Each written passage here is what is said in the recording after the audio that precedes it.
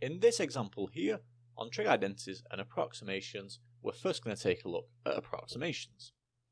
And what we've been given here, or in this question, is we're looking at small values of theta to find an approximation for a half of sine theta plus 2 cos theta minus 2.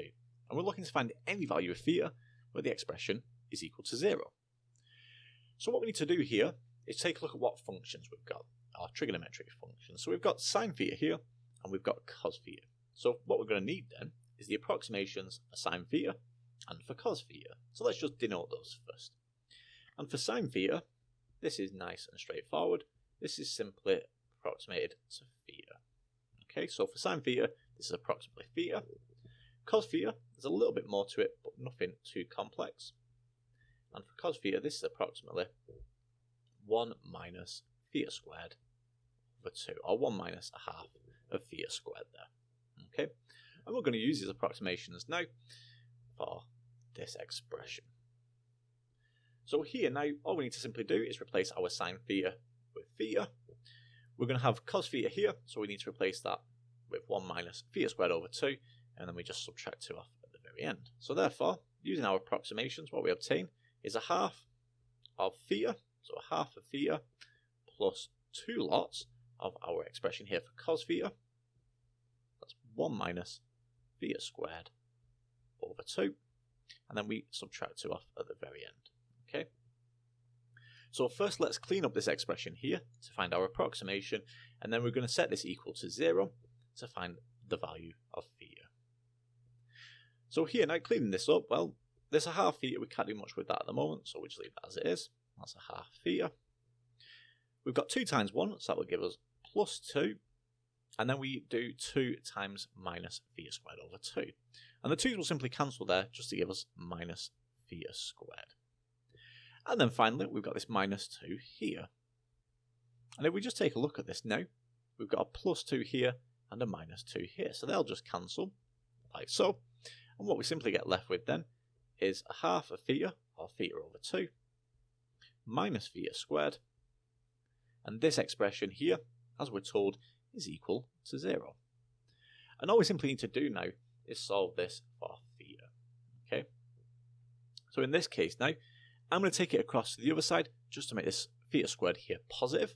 However, it doesn't matter too much here, but if we do that, we obtain theta squared minus theta over 2 is equal to 0.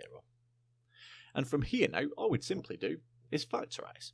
So we factorise here, we obtain theta times by theta, and in the other term here, this will be minus 1 over 2, or minus a half, and this is equal to 0. And what we actually obtain here is 2 values for theta. We obtain that theta is equal to 0 with this one here.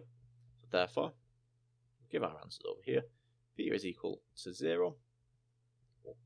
And we can also have that theta is equal to a half. Setting this theta minus a half equals to 0. And then adding a half to both sides, we obtain theta equals a half there. Okay, and that gives us the solution there for example 1. In example 2 here, on trig identities and approximations, we're looking at using trig identities. And what we're asked to do here is solve this trigonometric equation, which is 2 sec squared theta is equal to 1 plus 3 tan squared theta. And our domain here for x is between minus 360 degrees to 360 degrees. So here now, if we're using trig identities, we just need to be aware of which function we're going to use these identities for. There's only 2 possible outcomes here. It's either for sec squared theta here, or it's for tan squared theta. And here in this case, sec squared theta is in terms of tan squared theta when we use the identity, so in that case we can simply replace sec squared theta with its known identity and obtain this full equation in terms of tan squared theta. So here now, substituting sec squared theta here, let's write down the full identity first. So sec squared theta is identical to 1 plus tan squared theta. So we can now use this identity here and substitute that 2 lots of that in. So we obtain 2 lots of 1 plus tan squared theta is equal to 1 plus 3 tan squared theta. Okay, we're going to expand this left-hand side first, so we obtain 2 plus 2 tan squared theta.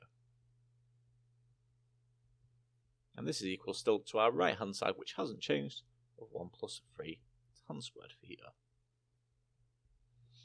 And here now, all we need to do is start solving here for tan squared theta, and then we'll solve it for theta. Okay, so rearranging first for tan squared theta, well, I'm going to subtract 2 tan squared theta off both sides, so that's just going to give us simply 1 tan squared theta, or tan squared theta, and then I'm going to subtract 1 off both sides to just obtain that that's equal to 1. So therefore, tan squared theta is equal to 1. And here now, we just want this equation in terms of tan theta, and then we can just do the inverse to obtain theta. So I'm going to square root both sides here, which will give us tan theta is equal, and just be very careful here. Obviously, if you take the square root of 1, that will give you 2 solutions. We can have positive 1 and minus 1 in this case, so we obtain plus or minus 1 now.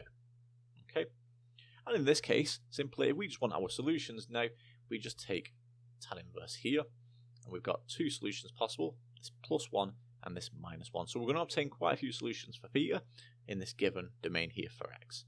So if we write all these solutions out in full, so theta, starting with the smallest possible solution here, minus 315 degrees. Our next one is minus 225 degrees. Our next one is minus 135 degrees. Finally, well, sorry, not finally, we've got minus 45 degrees. That's our final negative solution. We have 45 degrees, 135 degrees, and you can clearly see the pattern here now.